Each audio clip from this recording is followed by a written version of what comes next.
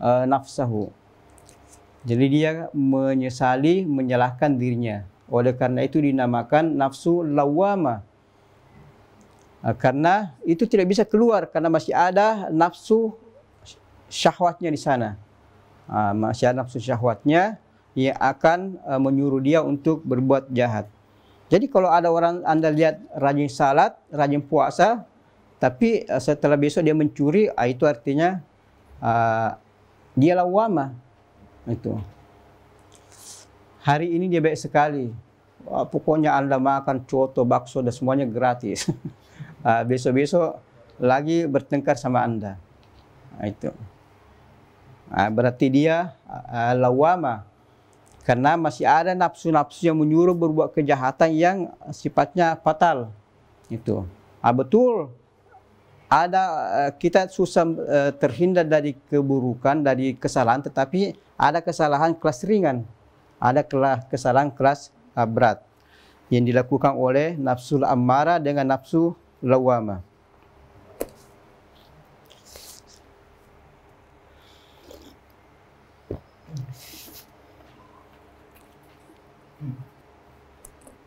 فإن زال هذا الميل وقويت على معارضة النفس الشهوانية وزاد ميلها إلى عالم القدس وتلقت الإلهامات سميت ملهمة.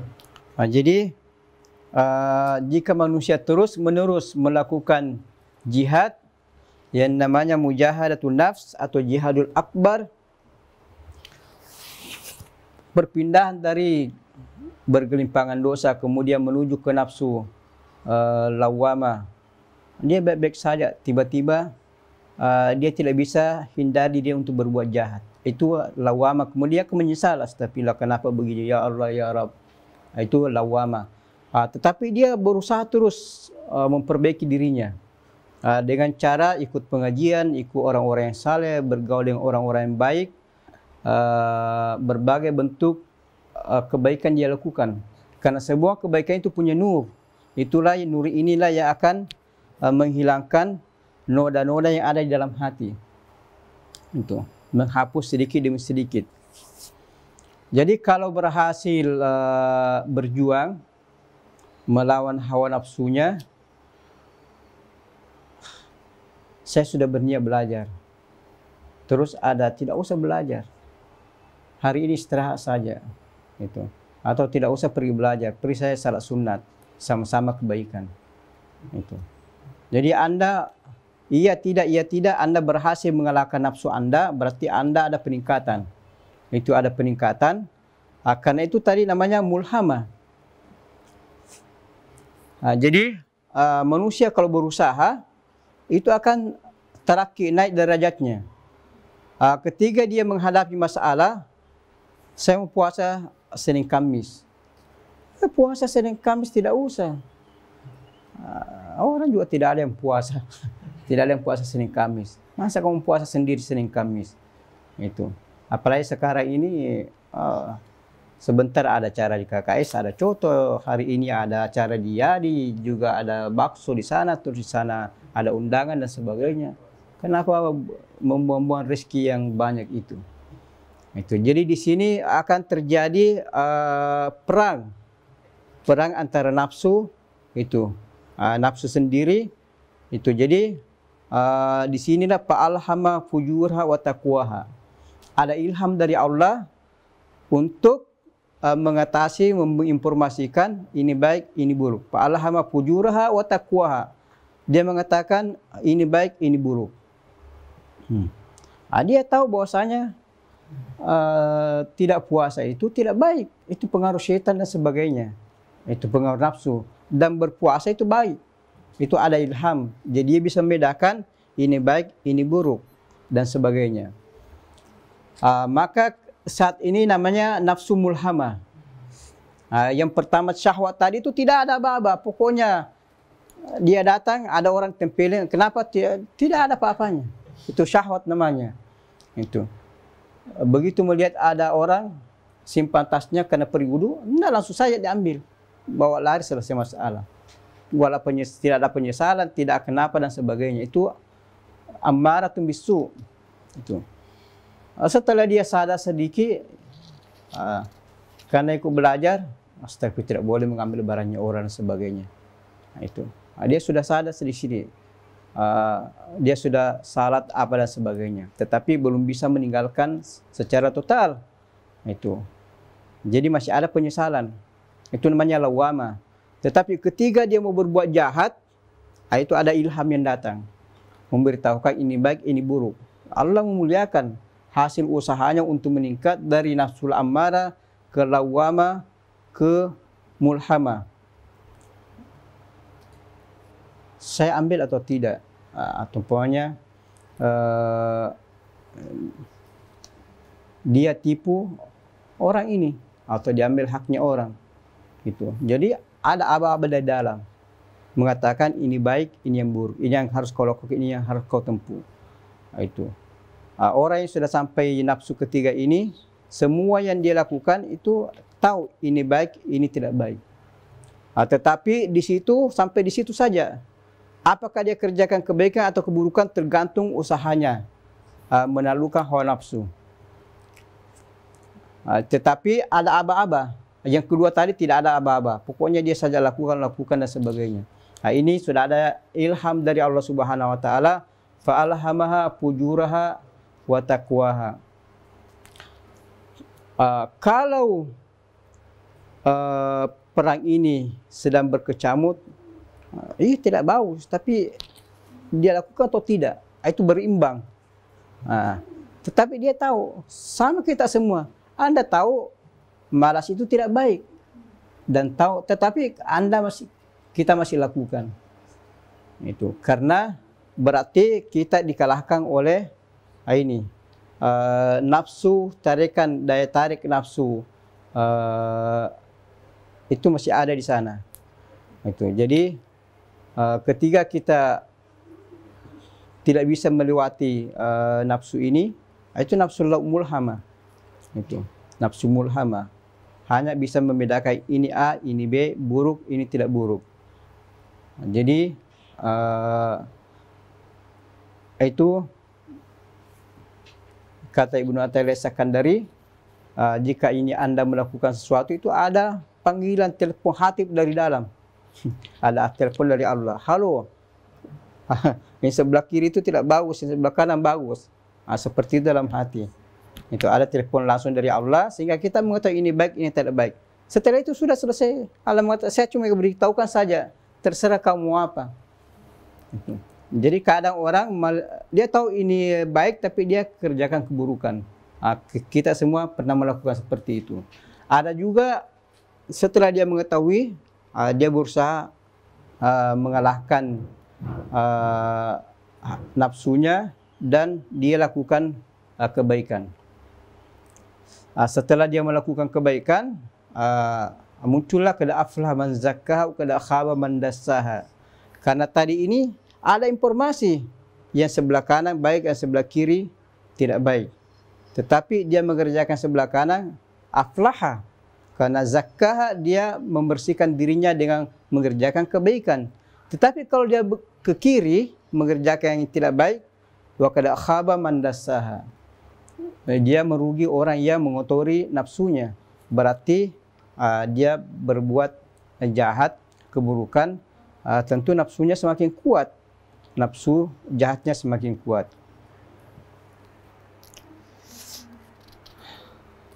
Kemudian fa'in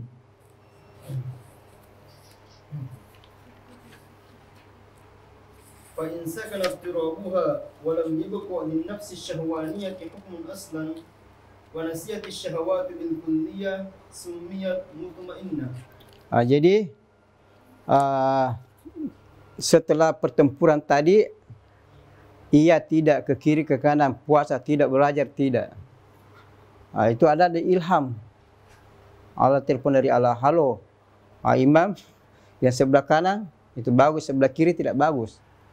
Setelah itu dia pergi. Setelah itu datang syaitan yang kedua. Sebelah kiri mulai hari ini mendung, tidak apa-apa, tidak usah pergi ke belajar. Itu hari ini panas matahari, capek-capek pergi telaki itu dan sebagainya. Itu. Jadi di sinilah muncul itu jihadun nafs. Saya ke kiri, saya ke kanan, dan sebagainya. Kalau dia berhasil ke kanan mengerjakan kebaikan, maka dia naik derajatnya. Setiap datang saya ke kiri ke kanan, dia mengikuti kebaikan, berarti dia akan tenang. Dia akan tenang dan menghilangkan semua sifat-sifat yang dimiliki oleh ammaratun bisu, al-lawwamah, dan mulhamah, itu sudah lewati. Karena sudah dilewati semua ini, karena ketika ada tawaran baik buruk, berhenti jalan ke kiri ke kanan, dia sudah lewati, berarti dia sudah tenang. Dia sudah tenang, hatinya sudah tenang, karena selamat dari tadi dua tawaran ini. Berarti dia tidak mutarib, dia sudah tenang, maka di situ disebut sebagai nafsul mutmainnah. Nafsul mutmainnah ini patra yang sangat lama dialami oleh orang yang menuju kepada Allah Subhanahu wa taala. Itu ketiga dia nafsul mutmainnah. Dan nafsul mutmainnah ini itu dianjurkan supaya mursyid punya peran penting mengenai murid yang sampai marhala ini. Karena kalau tidak, keseleo, dia akan turun ke bawah. Itu. Karena nafsu itu masih ada ininya. Yang namanya nafsu pernah jadi teroris, pernah jadi gerombolan, pernah jadi penjahat. Tentu diingat, sama dengan Anda. Sebetapapun Anda tobatnya dan sebagainya, masa kecil Anda akan ingat. Itu. Dulu saya pernah membunuh, dulu saya pernah begini, mencuri dan sebagainya. Itu tidak akan Anda lupakan. Itu. Sewaktu-waktu jika Anda berada di tempat yang susah Anda bendung dirinya, banyak pengaruh teman dan sebagainya, mungkin bisa kembali mengingat masa lalu. Minimal paling tidak ya Anda sedikit mengotori diri. Itu yang dimaksud dari Imam Al-Ghazali. Manusia atau seseorang bagaimanapun dia bertobat tidak akan sebersih semula. Jadi manusia ketika lahir itu bersih putih, tidak ada noda-noda hitam. Tapi ketika dia berbuat kejahatan, keburukan, kemudian minta tobat, betul. At-taibu kamal la dzamba lahu. Orang yang bertobat seperti tidak ada dosanya. Yarji'u al-hajju mabrur laisa lahu dzamban. Raja min haji seperti yaumi waladat ummuhu. Dia bersih, tetapi tidak sebersih ketika dia sebelum ternodai. Lihat saja Anda beli baju baru, itu bersih sekali. Masya Allah, tidak ada apa. Anda pakai 2-3 kali, kotor, cuci, tidak sebersih lagi dengan ketika Anda beli. Berarti kalau Anda beli buku tulis, itu bersih. Anda tulis-tulisi, kemudian ada salah, coret-coreti, Anda tidak sebersih dengan aslinya ketika Anda beli. Oleh karena itu Imam Ghazali bahwasanya itu senantiasa diantisipasi, khususnya dosa-dosa besar. Itu karena kalau sudah ternodai di dalam, Anda bertobat, tidak sebersih ketika belum ternodai. Bagaimanapun Anda bertobat. Itu. Oleh karena itu, Anda saksikan bagaimana Imam Al-Ghazali, Imam Syafi'i, Imam Nawawi, itu dari kecil. Kita baca dari kecil, sampai besar itu belajar, atau seolah-olah orang yang tidak punya dosa. Makanya terkenal, masyhur dan sebagainya. Tapi ada orang dari kecil, bergelimpangan dosa, kemudian 40 tahun, 30 tahun bertobat, masya tobat bagus dan sebagainya. Kemudian berkarya tidak seperti yang dari kecil ini. Itu. Jadi sana seolah-olah ada sunnatul kaun, ada sunan ilahiyah, yaitu hukum sebab akibat yang tidak boleh dilupakan oleh manusia. Kita melihat Ghaffal, 60 tahun dia bertobat. Sampai 80 tahun dia menjadi mujtahid, 20 tahun mujtahid. Tapi mana orang tidak dengar hasilnya? Tidak ada yang kenal. Tapi Imam Nawawi yang dari kecil dipelihara terus, Imam Ghazali, Imam Syafi'i dari kecil, itu orang semua kenal. Itu. Karena itu tidak ternodai, itu dipelihara terus. Betul ada dosa-dosa kecil, tetapi tidak ada masalah.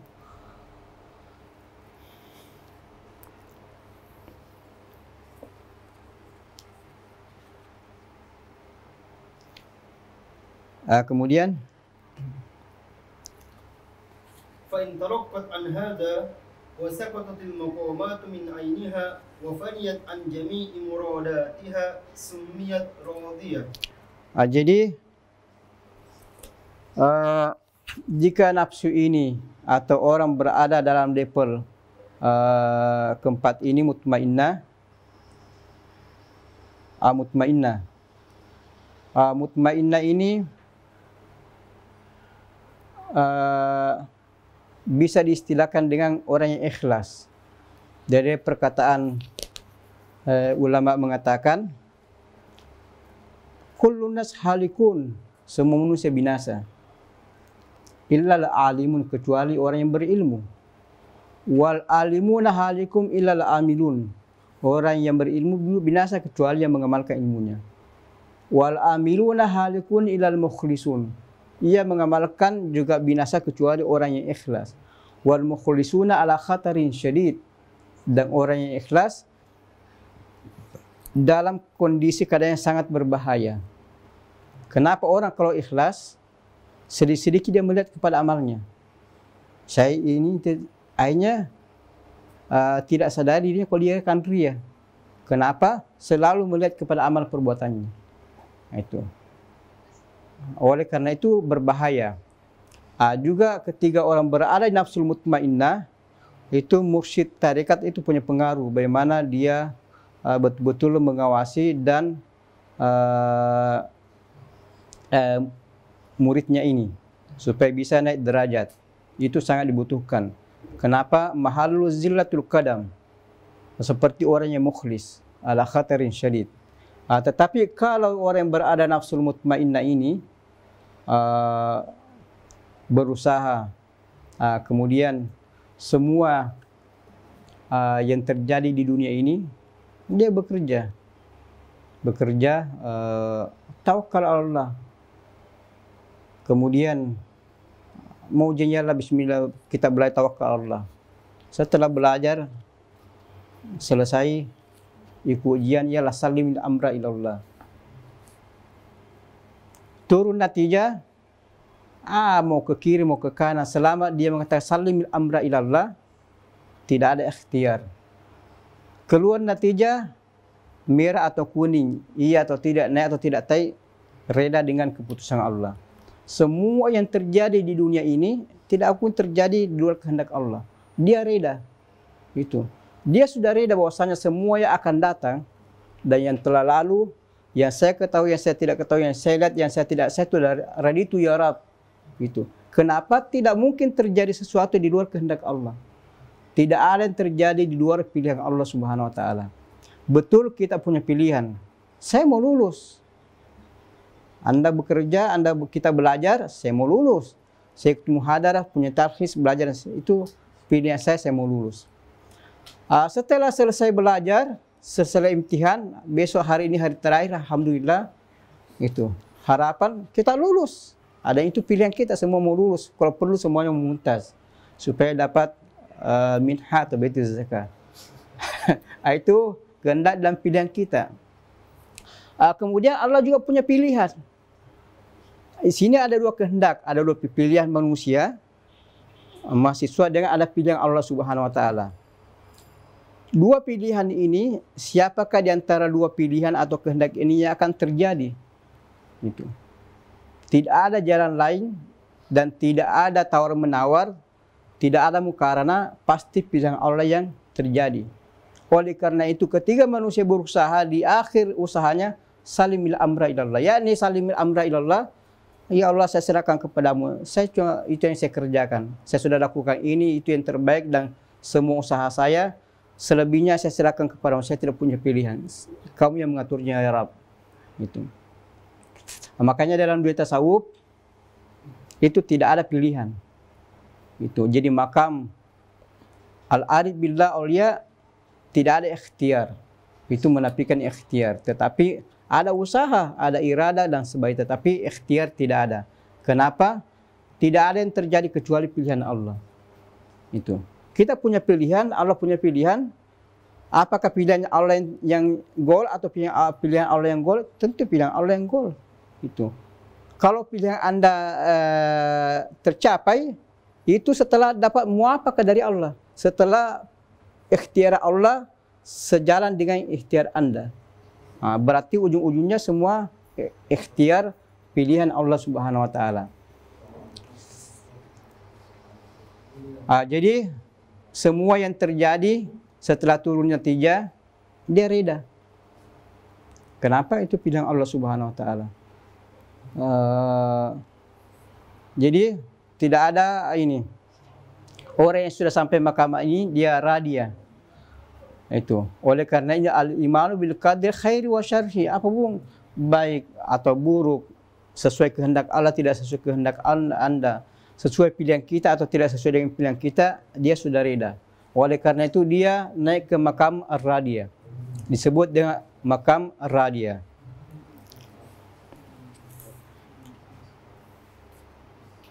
Tafadhal.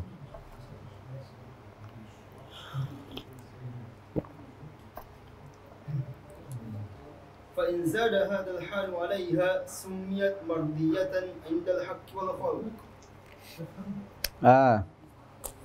Karena dia reda dengan semua takdir Allah Subhanahu wa taala, dia rela semua apa yang terjadi sesuai kehendaknya, tidak sesuai kehendaknya, sesuai pilihannya, tidak sesuai pilihannya. Dia reda, maka Allah pun reda dengan dirinya. Ketika Allah reda dengan dirinya, maka semua makhluk reda. Kenapa? Allah yang reda. Maka semua orang makhluk akan reda pada dirinya. Oleh karena itu disebut dengan mardiyah, yang diridai. Karena Allah reda kepadanya. Kenapa dia reda? Dia reda terhadap semua keputusan Allah, semua pemberian Allah, semua musibah yang Allah turunkan, semua bencana yang Allah turunkan, rezeki yang Allah turunkan, dia reda. Sedikit banyak, baik buruk, dia reda semuanya. Kenapa? Allah yang menentukan itu. Wallahu khalaqakum wa ma ta'malun. Oleh karena itu, man radiya dalam hadis, man radiya falahu rida. Siapa yang reda, maka dia akan diredai juga. Wa man sakhita falahu sukh. Siapa yang murka, dia juga dapat kemurkaan. Jadi setelah itu dia akan masuk ke makam yang keenam, itu nafsul al-mardiyah, yang diredai oleh Allah Subhanahu wa taala. Karena Allah reda, maka semua hambanya akan ikut reda.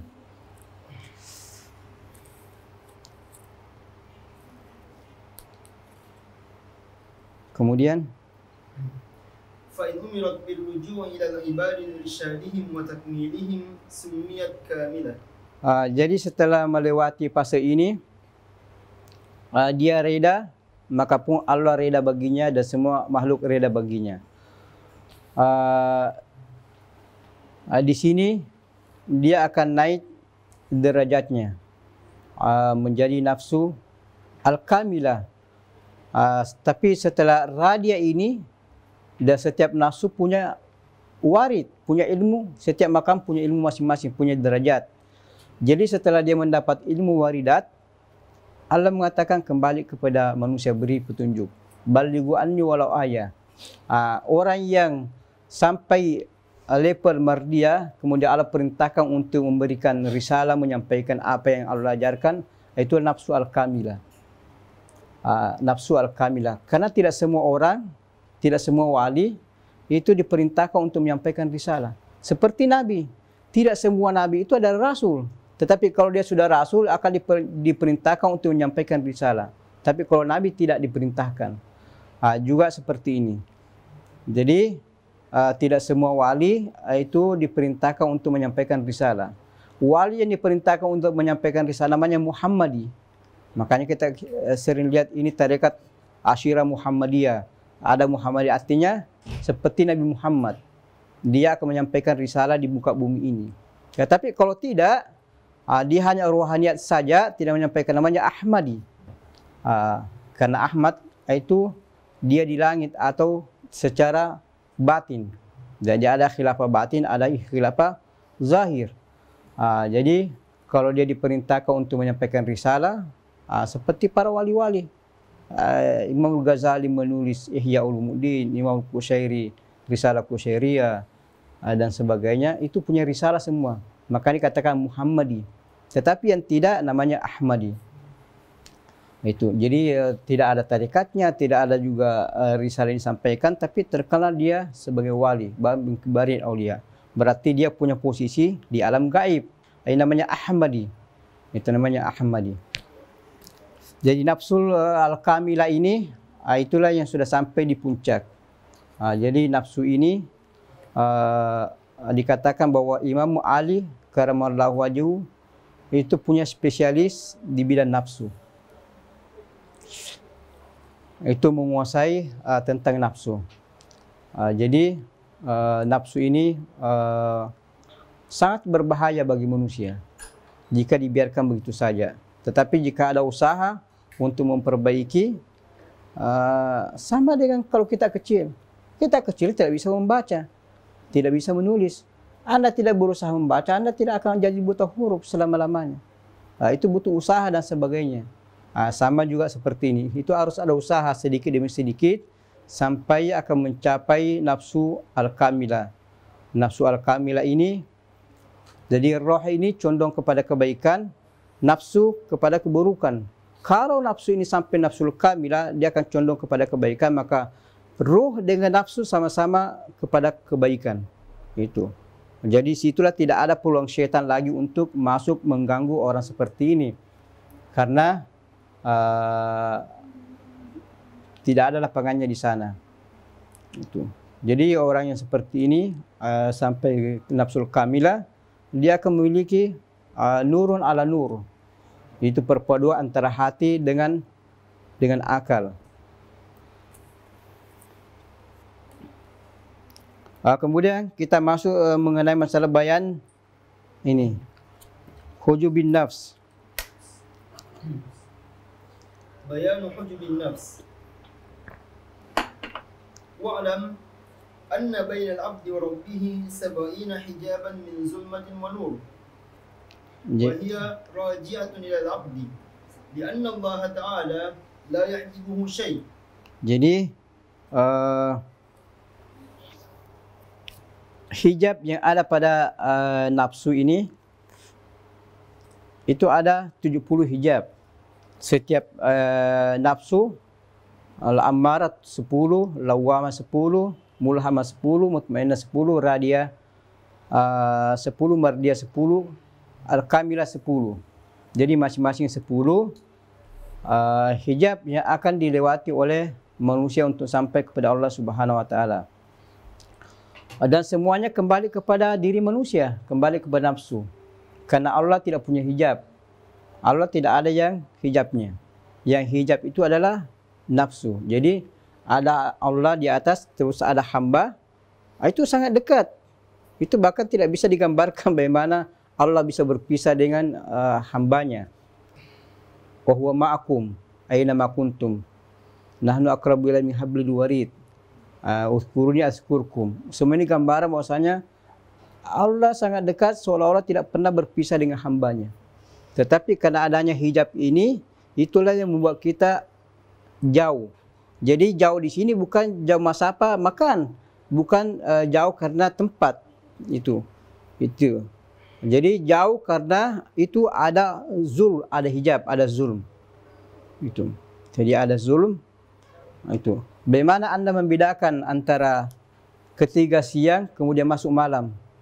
Ketika siang sudah mulai hilang, masuk malam, dia akan tetap bergandengan. Itu. Jadi hijab ini berupa zulm atau berupa nur. Nafsul ammara, nafsul lawwama, mungkin nafsul mulhamah itu berupa zulm.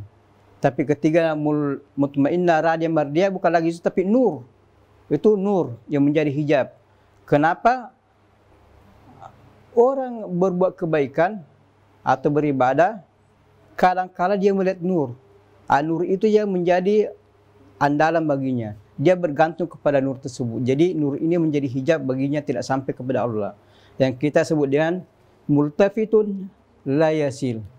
Orang yang menoleh tidak akan sampai. Nur itu makhluk Allah. Nur itu sebab tidak boleh bergantung kepada nur. Betul nur ini punya fungsi Seperti matahari, kalau tidak ada matahari Anda tidak bisa berbuat apa-apa, tidak bisa melihat. Betapa pentingnya yang namanya nur. Di dalam ruangan ini kalau tidak ada lampu, tutup, tidak ada, Anda tidak bisa melihat apa-apa. Tetapi tidak boleh bergantung kepada nur ini, tidak bergantung kepada matahari, tapi bergantunglah kepada yang menciptakan matahari, yang menciptakan manusia dan sebagainya. Jadi jangan betul ada nur memberi petunjuk, tetapi bisa menjadi hijab kalau kita bergantung kepada nur tersebut. Kita bergantung kepada makhluk. Tidak boleh, harus bergantung kepada Allah Subhanahu wa taala. Semuanya itu adalah sebab saja.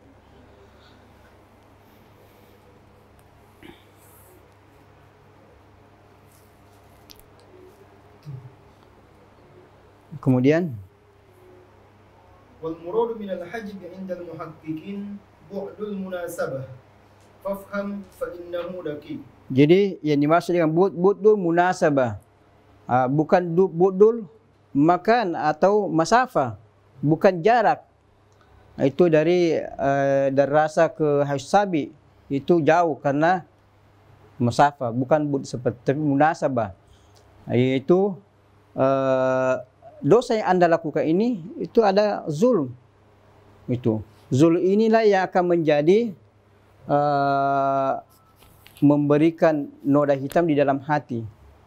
Itu ia akan menjadi hijab antara kita dengan Allah Subhanahu wa taala. Tidak dapat hidayah, tidak dapat petunjuk karena zulm tersebut.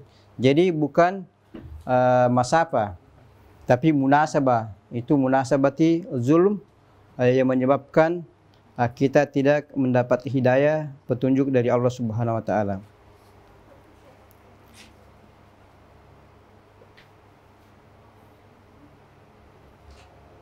Kemudian wala ta'taqid anna al-hajba umurun hissiyatun wala al-bu'da bu'du masafatin kama yafhamu al-qasirun. Fa inna Allah ta'ala munazzahun 'anil bu'di wal qurbi al-hissiyain wa 'anil jihati wal makani waz zaman. Jadi tidak bisa dipahami bahwasanya yang dimaksud dengan bu'du di sini adalah hal hissi. Seperti jarak antara kita dengan rumah kita, antara Mesir dengan Indonesia itu bu'du his. Itu bukan seperti itu.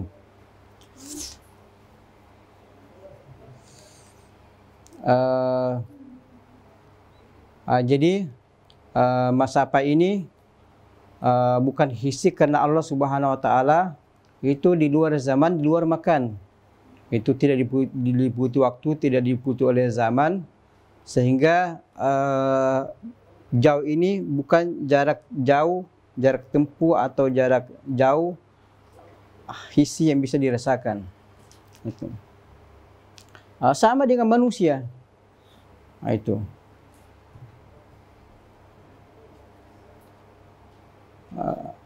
Anda melamar pekerjaan, Anda tidak diterima. Kenapa? Anda memiliki sesuatu sifat yang tidak baik. Itu jarak antara Anda dengan mudi bukan berarti jarak karena rumah jauh, Anda jauh dari rumahnya, bukan. Itu ada sesuatu yang ada pada diri Anda membuat mudir Anda tidak diterima. Itu. Jadi masafahnya di mana? Itu tidak bisa diukur masafahnya dengan hissi. Tapi begitu orang ini tiba-tiba sadar, atau umpamanya kemarin gondrong dia cukur rambutnya, kemudian datang menghadap ke mudir, dia diterima. Jadi hijabnya hilang. Bismillahirrahmanirrahim. Alhamdulillahirabbil alamin. Wassalatu wassalamu ala sayyidina Rasulillah wa ala alihi wa sahbihi wa man wala thumma amma ba'd. Alhamdulillah, puji syukur kepada Allah Subhanahu wa taala atas rahmat, hidayah dan petunjuknya kepada kita semua, sehingga kita kembali melanjutkan pelajaran Madakhal ila Tasawuf al-Islami, yaitu pengantar ilmu tasawuf Islam oleh Maulana Dr. Al-Juma' Hafizahullah Ta'ala. Salawat dan salam kita kirimkan kepada Sayyidina Maulana wa Habibina Muhammad sallallahu alaihi wasallam sebagai rahmat bagi seluruh umat manusia yang membawa panji kebenaran ke seluruh penjuru dunia dan juru bicara Allah Subhanahu wa taala di muka bumi ini. Kemudian pada pertemuan sebelumnya kita telah memasuki Al-Lataiful Khams. Jadi Al-Lataiful Khams yaitu al-qalbu, war-ruh, wan-nafsu, was-sir, wa asrarus sir atau al-khafi. Kemudian kita akan memasuki pembahasan baru, yaitu faslun fi ma'rifati maratibin nafs. Jadi kali ini kita akan mengkaji atau membahas tentang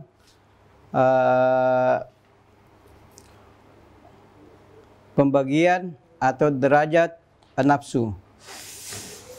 Fadhal ya.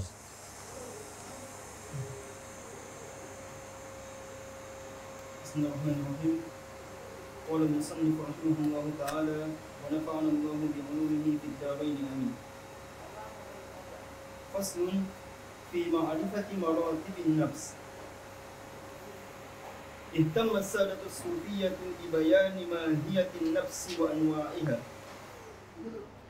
Wa rabatu dhalika bi 'amaliyati at-tarbiyati was-suluk. Jadi maratibu an-nafs. Jadi di sini nanti akan kita jelaskan nafsu menurut hukama. Nafsu menurut hukama itu terbagi menjadi dua. Kemudian nafsu menurut ulama tasawuf atau sufiyah itu terbagi menjadi 7 bagian. Jadi hukama sangat perhatian tentang nafsu, karena manusia itu memiliki nafsu. Jika nafsu ini tidak dikendalikan, maka manusia seperti hewan. Dan kalau nafsu ini dikendalikan, dia akan naik martabatnya. Naik martabatnya menjadi penyelamat atau bisa mengendalikan diri manusia. Tetapi hukama hanya sampai situ saja. Jadi hati terbagi menjadi 2. Yang akan kita jelaskan. Sementara ulama tasawuf atau ahlullah dibagi menjadi 7 bagian. Jadi nafsu ini erat kaitannya dengan masalah suluk atau aktivitas manusia. Jadi aktivitas manusia ini itu berkaitan langsung dengan nafsu. Jika nafsu ini baik, maka tindakan manusia akan baik. Tetapi jika nafsunya tidak baik, maka tindakan manusia juga tidak baik. Syukran.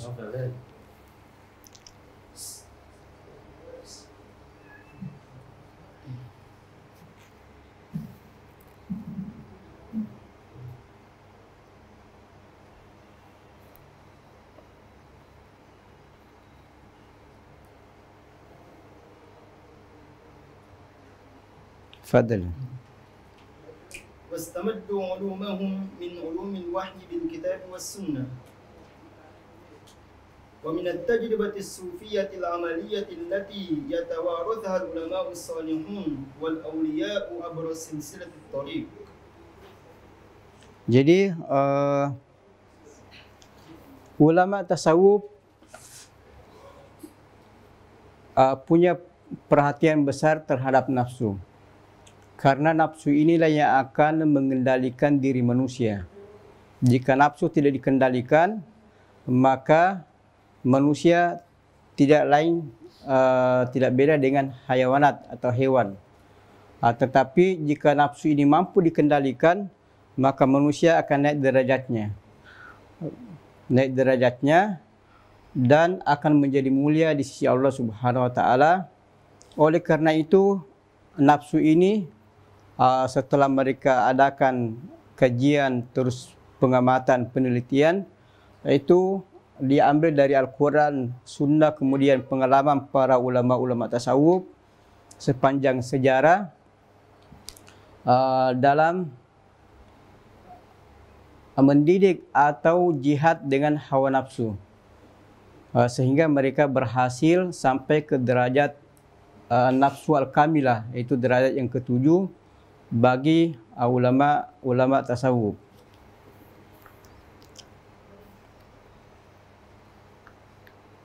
Fadhal.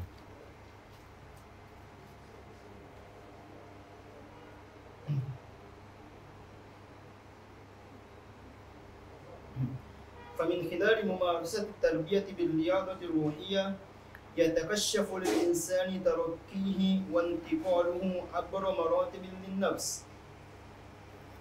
فيتعرف على حال كل منها وآفاتها وأوصافها وعلاجها.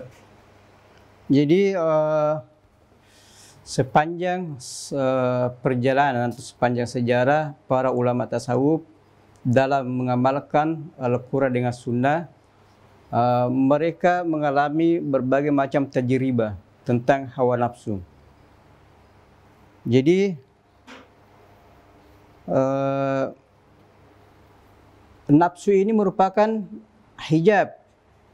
Jadi dalam sejarah tarbiyatul ruhiyah, Allah Subhanahu wa taala tidak punya hijab. Nahnu aqrabu ilaika min hablil warid. Jadi Allah lebih dekat daripada urat leher. Artinya tidak ada pemisah antara hamba dengan Allah Subhanahu wa taala. Allah tidak ada hijabnya. Tetapi yang punya hijab adalah manusia. Setelah diamati, dicermati, diteliti, ternyata nafsulah yang akan menjadi hijab bagi manusia. Oleh karena itu, nafsu ini dibagi menjadi 7.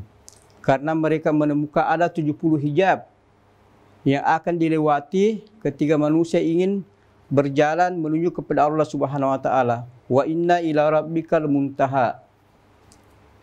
Jadi setiap tingkatan punya 10 hijab. Ada itu terdiri dari zulmah dan terdiri dari nur. Oleh karena itu manusia beranjak dari tangga ke tangga, dari marhala ke marhala, dari marhala 1 ke marhala 2, 3 dan seterusnya, setelah berhasil melewati atau menundukkan hawa nafsunya. Umpamanya dari nafsu ammarah, kemudian nafsu lawwamah dan seterusnya. Jadi dengan hawa nafsu ini berhasil menundukkan hawa nafsu, manusia akan tahu jati dirinya. Oleh karena itu, tidak heran kalau mereka mengatakan man arafa nafsahu arafa rabbahu. Kenapa? Ternyata nafsu inilah yang akan menjadi kunci utama atau rahasia utama itu hubungan antara manusia dengan Allah Subhanahu wa taala. Andai kata tidak ada nafsu, tidak perlu ada jihad. Kalau tidak ada nafsu, tidak ada hijab, tidak ada mujahadah, tidak ada riadat. Tetapi nafsu inilah yang menjadi kendala utama dalam hubungan manusia dengan Allah Subhanahu wa taala.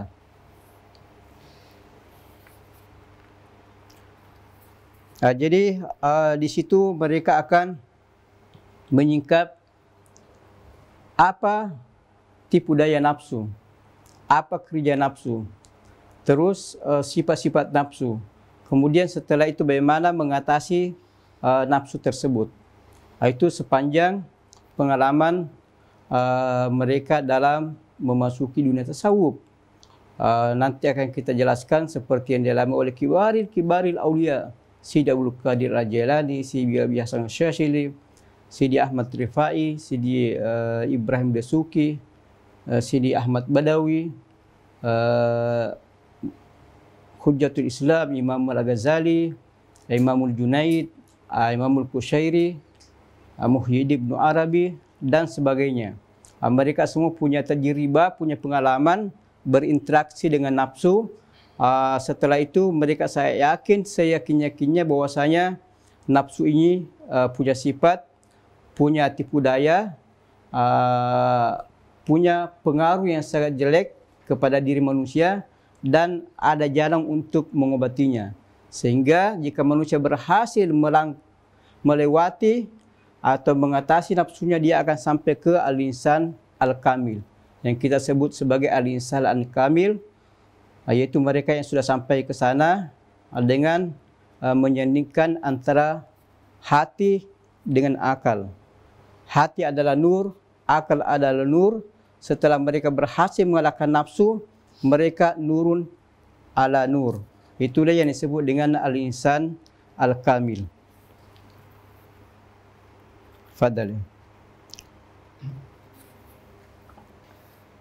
Mahiyatun nafsi wa anwa'uha. An-nafsu syahwaniyah hiya al-bukharul latiful hasilu lil hayati wal hissi wal harakatil iradiyah. Wa hiya allati tusammiha al-hukama ar-ruhur ruhani. Jadi Wahia jauharun musyrikun 'alal badan.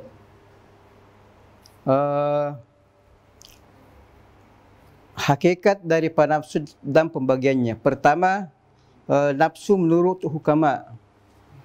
Jadi ada namanya nafsu asyahwaniyah. Jadi hukama melihat nafsu ini adalah syahwat, seperti yang kita lihat setiap hari. Kalau ada orang yang membunuh, ada orang yang bom bunuh diri, kemudian ada orang korupsi dan sebagainya, kita melihat dan kita mengatakan itu mengikuti syahwatnya. Mengikuti syahwat, jadi kata-kata syahwat adalah konotasi atau identik dengan keburukan. Jadi semua yang bersifat buruk, yang mengajak kita untuk berbuat jahat, itu namanya syahwat. Itu. Sehingga akan menjadi bahasa dia bernafsu, artinya untuk melakukan hal-hal yang tidak baik. Jadi syahwat ini menurut hukama, itulah manusia akan hidup dan memfungsikan panca indera yang 5. Dia bisa merasakan, melihat dan sebagainya. Itu dengan adanya syahwat. Dengan syahwat ini atau nafsu ini, nafsu dalam artian syahwat yang paling rendah, jika dia menerangi badan manusia, manusia akan hidup. Manusia akan hidup dan beraktivitas dan sebagainya, dan dia akan baik. Dan jika syahwat ini ketika seseorang tidur, bekerja dan sebagainya, berarti manusia masih bisa hidup. Jadi syahwat ini itu berada di sadar. Jadi badan kita ini, dada ini, dada, kemudian di balik itu ada namanya sadar. Sadar itulah tempatnya syahwat, tempat manusia gelisah dan sebagainya. Di dalamnya ada namanya hati. Jadi dada ini sadar, disitulah syahwat. Sadar ini atau dada ini punya sir, itu yang disebut dengan hati, hati manusia. Itu dalam pandangan hukama, itu nanti akan beda dengan pandangan ulama tasawuf. Dari jawhar musyrikun alal badani. Fa'in أشرق على ظاهر البدن فإن أشرق على ظاهر البدن وباطنه حصلت اليقظة. Jadi syahwat ini atau nafsu, jika dia menerangi zahir dan batin, ketika manusia tidur dan sebagainya, berarti manusia hidup, masih dalam keadaan normal. Karena syahwat ini atau nafsu yang paling rendah ini yang namanya syahwat itu punya peran seperti matahari. Selama matahari masih terbit, itu berarti tumbuh-tumbuhan masih segar dan sebagainya karena masih ada sinar matahari. Juga kalau syahwat atau nafsu yang rendah ini kita kenal sebagai syahwat, menurut hukama masih menerangi badan dan juga batin, berarti manusia masih hidup, masih normal dan masih beraktivitas.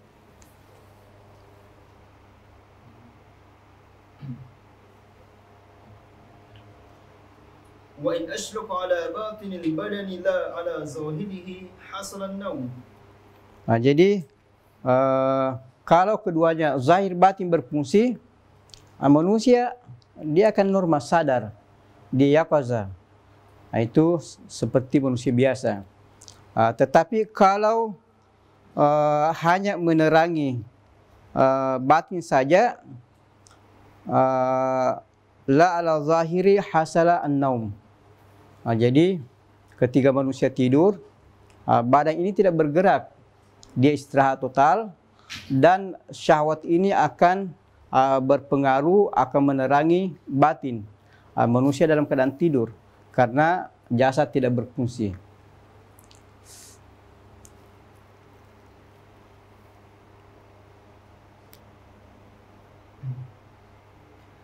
Wa in inqata'a ishraquhu bil kulliyah hasala al-maut. Fa subhanas sani'ul hakim. Jadi jika hasala isyraqu bil kulliyah, la zahir wala batin, maka manusia akan mati. Itulah nafsu manusia yang rendah, namanya syahwat. Jadi kalau syahwat ini menerangi jasad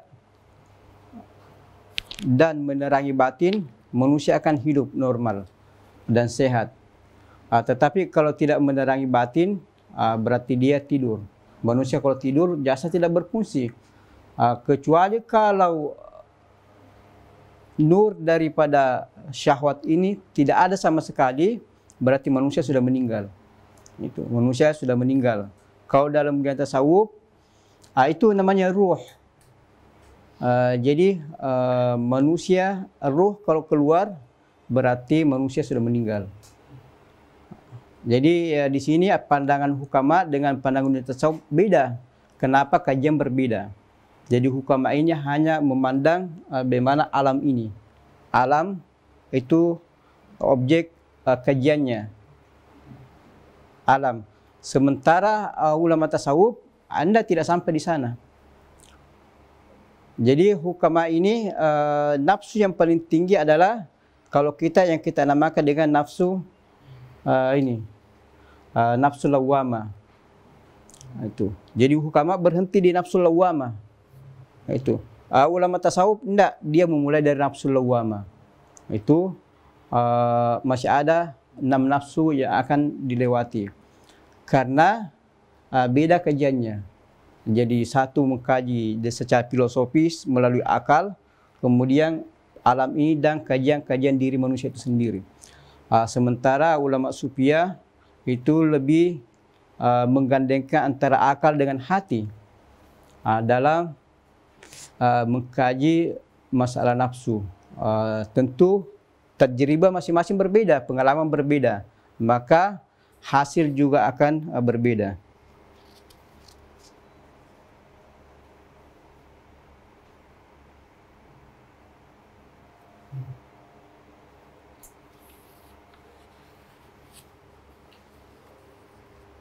النفس الناطقة هي جوهر مجرد من المادة في ذاته مقارن لها في أفعاله. Jadi yang kedua, an-nafsu an-natika hiya jawharun mujarradun minal maddah fi dzatihi muqarinun la fi af'alihi. Jadi nafsu an-natika ini itu dia bukan maddah. Dia bukan maddah, tetapi ketika melakukan aktivitas itu akan disertai dengan nafsu ini. Dia tidak akan berpisah. Jadi seolah-olah dia menjadi kunci terhadap perbuatan tersebut. Jadi ketika kita mengalami innamal a'malu binniyat, niat ini tidak sah kalau tidak ada niat. Jadi amal tidak sah kalau tidak disertai dengan niat. Ruh juga demikian, tidak ada amal perbuatan kalau nafsu ini tidak berbarengan. Jadi beda kalau hukama, makanya filosof barat mengatakan silakan ikuti hawa nafsu. Hidup menikmati alam ini, menikmati dunia ini. Jadi nafsu tidak boleh ditekan, biarkan saja. Dia mau berbuat apa saja, biarkan. Karena hanya sebatas nafsu syahwat, syahwat yang dia pahami, tidak lebih daripada itu. Jadi apa yang mereka akan lakukan itu selalu disertai dengan nafsu. Dan manusia tidak boleh ditekan, dia hurriyah. Hurriyatul fikir, hurriyatul beribadah, hurriyah bertindak dan sebagainya. Oleh karena itu biarkan saja syahwat Anda, tidak usah ditekan dan sebagainya. Itu yang mereka pahami para filosof-filosof di barat. Sementara kita Islam berbeda karena tidak terbatas pada syahwat, tetapi masih ada nafsu atau tingkatan nafsu yang lainnya. Jadi nafsu an-natika, yang pertama syahwat, itu yang menyuruh orang berbuat jahat. Nanti akan kita namakan nafsu ammarah bisu, itu atau hawa, itu kisah hawa nafsu. Jadi setiap kali nafsu ini dia lari ke bawah dengan ke syahwat atau ke hawa, itulah yang disebut dengan syahwat bagi hukama, nafsu. Kalau tasawuf dia itu nafsul ammarah, nafsul ammarah itu bisu atau disebut dengan hawa. Makanya katakan hawa nafsu itu.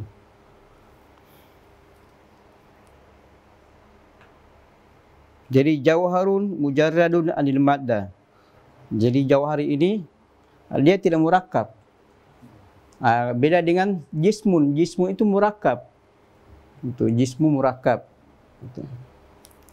Kemudian mujarradun anil maddah. Dia tidak berupa materi fi zatihi. Kemudian wahadhihi nafs, وهذه النفس هي التي تسمى بالأمارة واللوامة والملهمة والمطمئنة والراضية والكاملة.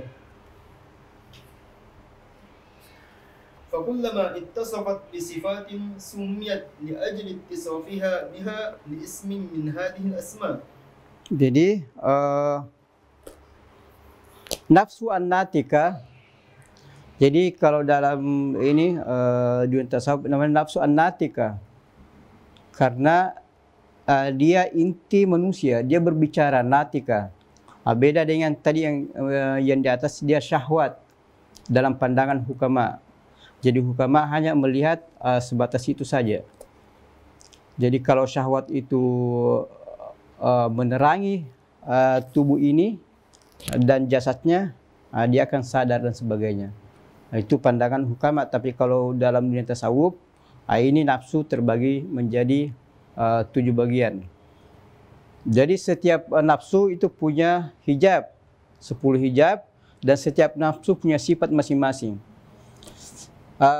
Nafsu ini akan mendapat nama sesuai dengan sifat yang disandangnya. Kalau nafsu ini menyuruh kepada kejahatan, membunuh, mencuri, dan berdusta, sombong dan sebagainya, maka dia disifati dengan ammaratun bisu. Jadi nafsu, nafsu. Kalau menyuruh kejahatan dan tidak ada henti-hentinya, namanya ammaratun bisu. Jadi menyuruh berbuat jahat bukan cuma 1-2 kali saja, itu. Tetapi itu tidak ada batasnya. Namanya ammaratun bisu. Nafsu ammarah bisu ini, itulah yang disebut dengan dalam hukama syahwat. Itu. Jadi yang menyuruh untuk berbuat jahat dan sebagainya itulah yang disebut dengan syahwat atau hawa. Jadi nafsu ini kalau dia mengikuti syahwat atau hawa, disebutlah dia nafsu atau hawa nafsu atau syahwat. Dan semua sifat-sifat keburukan dia miliki. Semua sifat-sifat keburukan dia miliki. Itulah sebab dikatakan ammaratun bisu, itu sigatul mubalaghah. Dia bukan cuma mencuri saja, tapi sudah mencuri, minum bir, sudah mabukkan, semua jenis pelanggaran dia lakukan. Itu namanya ammaratun bisu. Tidak ada penyesalan.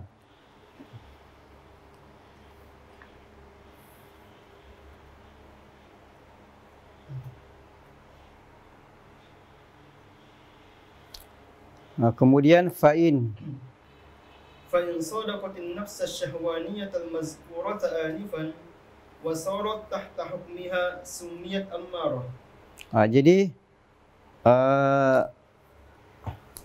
jika nafsu syahwaniyah tadi di atas dalam pandangan hukama ini sejalan dengan nafsu, jadi maka disebut dengan ammaratun bisu, karena syahwat tadi ini itu selalu menyuruh kepada yang jelek, itu menyuruh kepada yang tidak baik.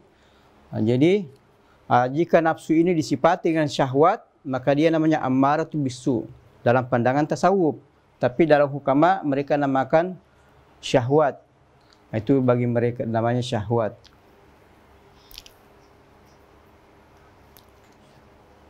Jadi yang namanya syahwat ini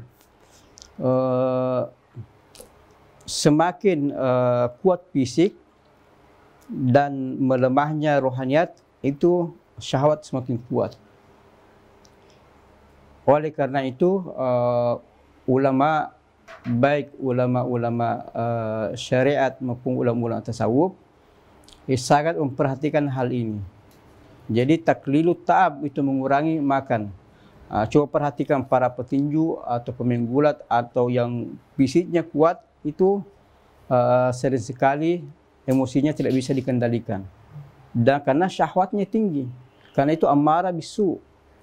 Beda dengan pelajar. Pelajar ya pagi-pagi mungkin makan satu roti, segelas teh, itu cukup. Siang makan tempe dan nasi dan sebagainya. Itu karena sesuai dengan porsi ini. Yang menjadi andalan bagi dia adalah otaknya. Itu yang diasah. Kalau petinju, pemain gulat, bukan fisiknya dipelihara. Oleh karena itu mereka susah mengendalikan syahwatnya. Ini yang disebut dengan nafsu ammaratun bisu, yang senantiasa menyuruh kita untuk berbuat kejahatan.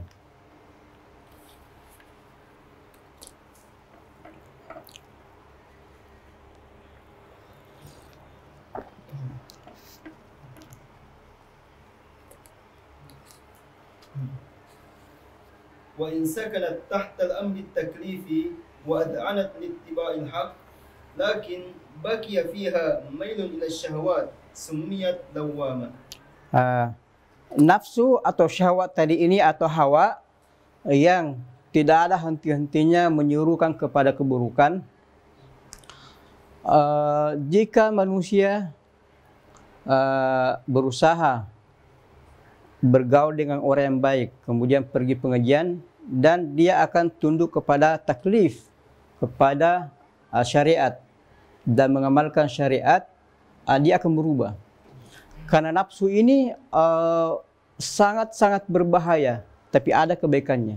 Nafsu kalau sudah mengenal kebaikan, dia tidak mau tinggalkan. Itulah rahasianya kenapa ulama, baik di hikam dan sebagainya, perhatikan teman bergaul Anda. Karena nafsu ini suka kepada keburukan dan selalu fotokopi copy paste kejahatannya orang. Anda kalau bergaul dengan orang jahat, ya nafsu ini semua kejahatan orang itu dia copy paste ke dalam diri Anda. Oleh karena itu selalu terbayang, oh teman saya begini. dan sebagainya. Oleh karena itu, pergaulan senantiasa diperhatikan. Jadi tidak salah kalau mengatakan bergaul dengan pencuri akan jadi pencuri, karena nafsu ini dia fotokopi file-file yang ada pada teman kita. Juga kebalikannya, kalau bergaul dengan orang yang baik juga terpengaruh. Jadi nafsu meskipun menyuruh kepada keburukan, kejahatan, tetapi kalau dia sudah mengenal kebaikan, dia tidak mau tinggalkan. Itu. Makanya ada orang begitu dia mengenal kebaikan, susah dia, meskipun dia tidak tahu bentuk kebenaran tersebut, tapi kalau suruh tinggalkan, dia tidak akan tinggalkan. Itu.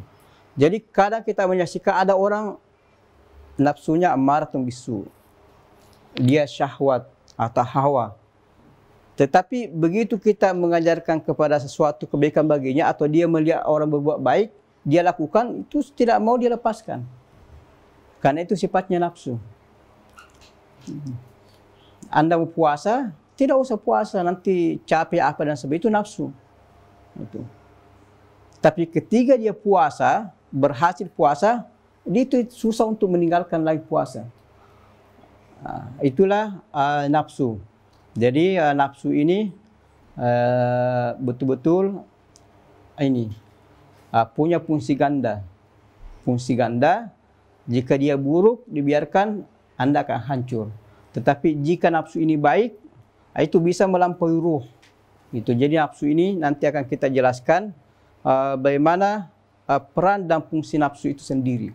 Kalau orang berhasil menaklukkan nafsu ammarah, terus lawamah, terus mulhamah, mutmainnah, kamil, radia, merdia, sampai ke nafsu al-kamilah, nafsu itu luar biasa. Sehingga Sidi Abdul Fattah Al-Qadi itu 3 bulan sebelum terjadi apa-apa dia sudah informasikan. Kenapa itu katanya kelebihannya nafsu. Kelebihannya nafsu. Jadi nafsu punya banyak kelebihan.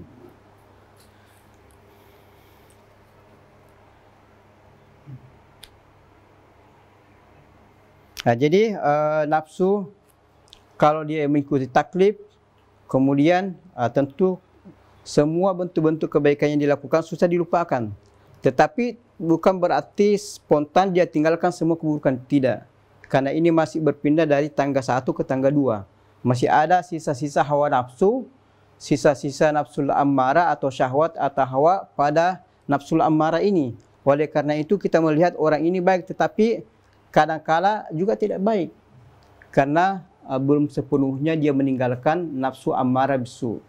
Oleh karena itu, dia sudah bercampur antara nafsu condong kepada kebaikan dan masih ada peninggalan nafsul ammarah. Itu. Sehingga kalau dia berbuat kebaikan, itu, terus mengerjakan keburukan, dia kembali menyesal.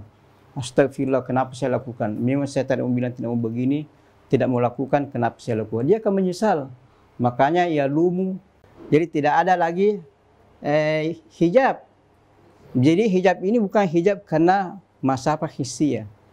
Itu. Juga seperti ini itu karena adanya noda, adanya sesuatu pada diri manusia, kesombongan, dengki, takabur dan sebagainya. Ketika sifat-sifat ini hilang, hilanglah hijab tersebut.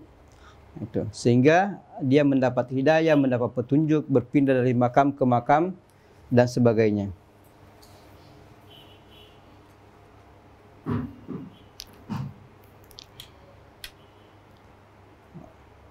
Kemudian wasuluku tariq. Wasuluku tariqi ghururuhu tamzikul hajib as-sab'in wa hiya tarji'u ila as-sab'i maqamat. Jadi suluku tariq garduhu ini. Jadi kita menempuh jalan ini tujuannya adalah itu tamzik al-hujub as-sab'i, itu untuk melewati atau menghilangkan 70 hijab tersebut. Andai kata tidak ada nafsu, itu tidak ada tarekat, tidak ada suluk. Itu karena Allah tidak punya hijab antara Allah dengan makhluk, itu tidak ada masafah, tidak ada ini. Allah tidak punya hijab. Yang ada hijab bagi kita sendiri punya nafsu. Kalau nafsu ini tidak ada, artinya dalam arti, maka tidak ada suluk. Jadi tujuan daripada suluk ini untuk menghilangkan 70 hijab tersebut, sehingga kita bisa sampai ke nafsu al-kamilah.